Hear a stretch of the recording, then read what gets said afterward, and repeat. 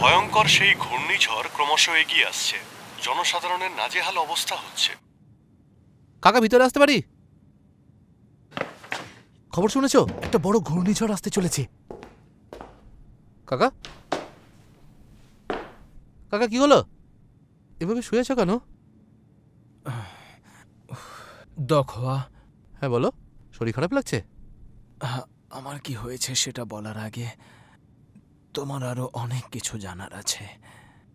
তোমার পরিবারের গোপন কথা, আর তার সাথে আমার দুর্ভাগ্যের কথা। ঘাবড়ে যেও না,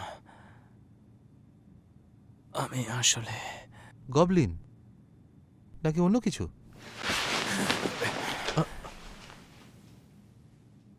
তুমি কবে থেকে এটা জানো? 8 বছর বয়স থেকে। সন্দেহটা 6 বছর বয়সেই হয়েছিল। একটু মাতাল হলেই সোনার প্লেট বানাতে আর গর্ব করতে। ভুলে গেছো নাকি? আমি বলিনি। ওয়াও, আমি কি এটা নিতে পারি?